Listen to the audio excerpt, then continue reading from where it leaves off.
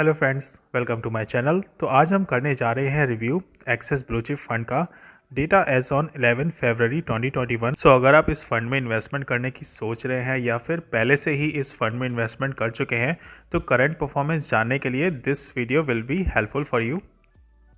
आगे बढ़ने से पहले देख लेते हैं क्या है कंटेंट्स आज की वीडियो के। सबसे पहले हम देखेंगे general information about this fund, उसके बाद returns it has generated, then SIP calculation, उसके बाद रिस्क मेजर्स और बाद में देखेंगे pros and cons. So friends, यहाँ पे मैं आपसे रिक्वेस्ट करना चाहता हूँ कि इस वीडियो को एंड तक ज़रूर देखना, क्योंकि एंड में हम डिस्कस करेंगे रिस्क मेजर्स, जो कि बहुत इंपॉर्टेंट सेक्शन होता है किसी भी फंड को चूज सेलेक्ट करने के लिए, और बाद में देखेंगे प्रोज एंड कॉन्स की क्या इसके पॉजिटिव पॉइंट्स है और क्या इसके नेगेटिव पॉइंट्स है। तो चलिए फ्रेंड्स शुरू करते हैं।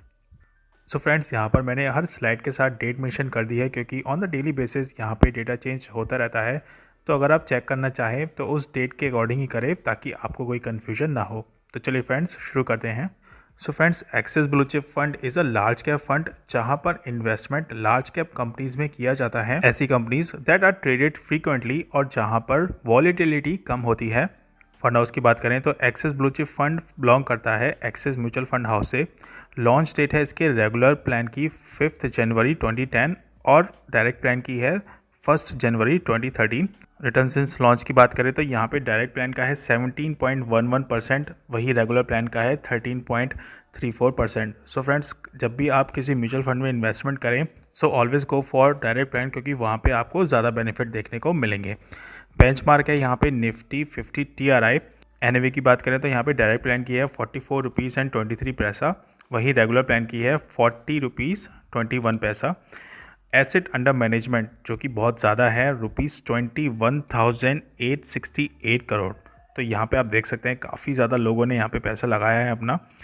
मिनिमम इन्वेस्टमेंट आप यहाँ पे एसआईपी में रुपीज़ 500 से कर सकते हैं, वही लमसम में आप रुपीज़ 5,000 से कर सकते हैं। एक्सपेंस रेशो की बात करें तो जितना कम हो उतना बढ़िया। सो यहाँ पे रेगुलर प्लान का ज़्यादा है 1.78% as compared to direct plan जो कि है 0.51%। सो फ्रेंड्स, एग्जिट लोड की बात करें तो यहाँ पर 1% की आपको रिडम्पशन फ़ी देनी होगी अगर आप 365 डेज में से पहले अपना पैसा निकालते हैं for units in excess of 10% of the investment.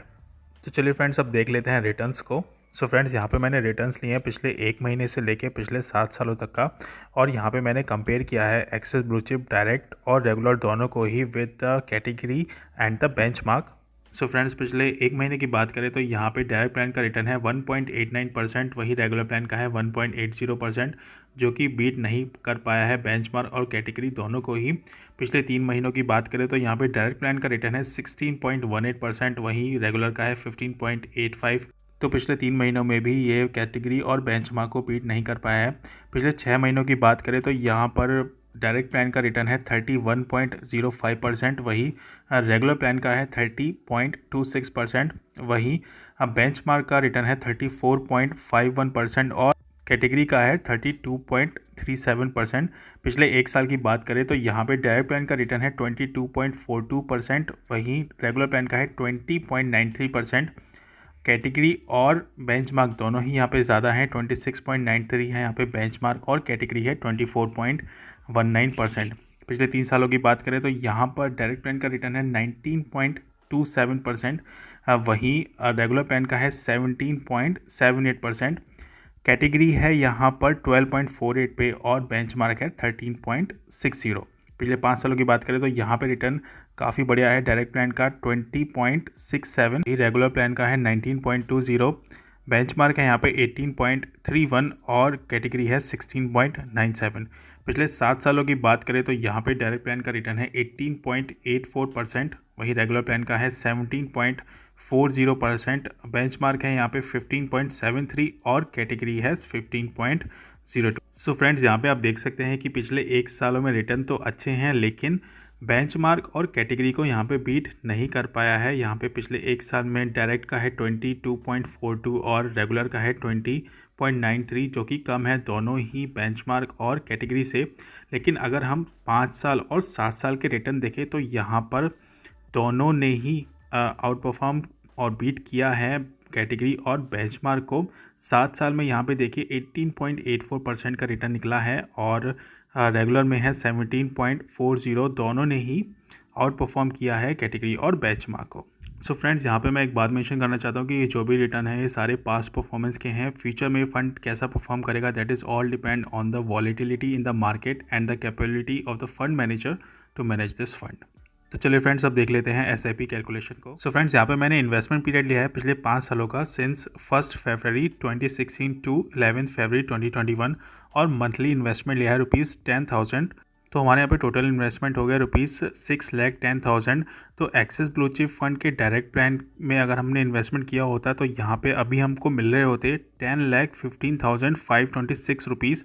वहीं अगर हम रेगुलर प्लान में इन्वेस्टमेंट कर रखते तो फिर यहाँ पे आपको मिलते ₹9,80,428। सो फ्रेंड्स, यहाँ पे आप देख सकते हैं कि टोटल गेन है एक्सिस ब्लू चिप फंड के डायरेक्ट प्लान का ₹4,05,526 और रेगुलर में है ₹3,70,428, जो कि काफ़ी बढ़िया रिटर्न है। तो वहीं आप देख सकते हैं कि यहाँ पे थोड़ा डिफरेंस आया है रेगुलर डायरेक्ट प्लान में। तो यही बेनिफिट मिलता है अगर आप डायरेक्ट प्लान में इन्वेस्टमेंट करेंगे तो। सो फ्रेंड्स, यहाँ पे मैं आपको एक छोटा सा डिस्क्लेमर देना चाहता हूँ कि यहाँ पे मैं किसी भी फंड को प्रमोट या एडवर्टाइज़ नहीं कर रहा हूँ। ये सिर्फ आपकी एक एजुकेशन इन्फॉर्मेशन पर्पज़ के लिए है। तो अगर आप किसी फंड में इन्वेस्टमेंट करना चाहते हैं तो अपनी पूरी मार्केट रिसर्च करने के बाद और अपने सर्टिफाइड फाइनेंशियल प्लानर CFP से कंसल्ट करने के बाद ही करें, और अपने फंड की परफॉर्मेंस को टाइम टू टाइम चेक करते रहें। So friends, let's move to risk measures.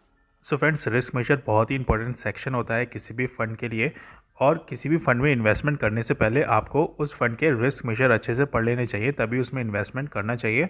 So friends, यहाँ पे मैंने रिस्क मेजर्स लिए हैं स्टैंडर्ड डेविएशन, शार्प, सॉर्टिन और अल्फा, और कंपेयर किया है एक्सिस ब्लू चिप फंड के डायरेक्ट और रेगुलर प्लान को with the benchmark S&P BSE 100 TRI and the category large cap. तो सबसे पहले बात कर लेते हैं स्टैंडर्ड डेविएशन की। स्टैंडर्ड डेविएशन आपको बताता है कि आपका फंड कितना वॉलेटाइल है और कितना रिस्की है। तो यहाँ पे वैल्यू जितनी कम होगी उतना ही अच्छा रहेगा आपके फ़ंड के लिए। तो यहाँ पे आप देख सकते हैं कि डायरेक्ट प्लान की वैल्यू है 18.50, वहीं रेगुलर प्लान की है 18.47, जो कि दोनों ही क्लोज हैं और कम है दोनों ही S&P BSE 100 TRI से और कैटेगरी लार्ज कैप से। तो यहाँ पे आप कह सकते हैं कि आपका फंड लेस वॉलेटाइल है या फिर लेस रिस्की है as compared to benchmark and the category. Next है शार्प रेशो। शार्प रेशो आपको रिस्क और रिटर्न का कोरिलेशनशिप बताती है, और यहाँ पे वैल्यू जितनी ज़्यादा होगी उतना ही आपके फ़ंड के लिए अच्छा रहेगा। तो यहाँ पे डायरेक्ट प्लान की वैल्यू है 0.55, वहीं रेगुलर प्लान की है 0.48, S&P BSE 100 TRI है 0.25 और कैटेगरी है 0.21।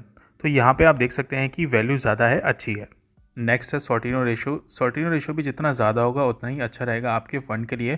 तो यहाँ पे आप देख सकते हैं कि डायरेक्ट प्लान की है 0.65, वहीं रेगुलर की है 0.57 और S&P BSE 100 TRI की है 0.30 और कैटेगरी की है 0.26। तो यहाँ पे भी वैल्यू ज़्यादा है और अच्छी है। फाइनली बात कर लेते हैं अल्फ़ा वैल्यू की। अल्फ़ा भी जितना ज़्यादा होगा उतना ही अच्छा रहेगा आपके फ़ंड के लिए। तो यहाँ पे डायरेक्ट प्लान का आप देख सकते हैं 5.82, वहीं रेगुलर प्लान का है 4.54 और कैटेगरी का है यहाँ पे माइनस में 0.70। तो यहाँ पे अल्फ़ा बढ़िया है Axis blue Chip fund direct और रेगुलर प्लान का। सो फ्रेंड्स, फाइनली बात कर लेते हैं प्रोज वर्सेस कॉन की। तो सबसे पहले प्रोज देख लेते हैं। तो सबसे पहले यहाँ पर है लोअर एक्सपेंस रेशो। जैसा कि अभी आपने पीछे देखा था कि एक्सपेंस रेशो डायरेक्ट प्लान का काफ़ी कम था, 0.51%। तो अगर आप यहाँ पे डायरेक्ट प्लान में इन्वेस्टमेंट करेंगे तो आपको ज़्यादा बेनिफिट देखने को मिलेगा। सेकंड है यहाँ पे, जैसा कि अभी आपने पीछे देखा था, 3 साल, 5 साल और 7 साल का रिटर्न काफ़ी बढ़िया था और कैटेगरी और बेंचमार्क को दोनों को ही बीट किया था। सो फ्रेंड, फाइनली बात कर लेते हैं कॉन्स की। तो जैसा कि अभी आपने पीछे देखा था कि यहाँ पे एसेट अंडर मैनेजमेंट काफ़ी ज़्यादा हो चुका है, 21,000 करोड़ से ज़्यादा। तो इतने लार्ज फंड साइज़ को मैनेज करने में थोड़ी दिक्कत हो सकती है, but still this fund is performing very well. So friends, on the basis of current market scenario and analysis, this fund is performing well. So if you are looking to invest in this fund, then please go for 5 years or 7 years or more than that.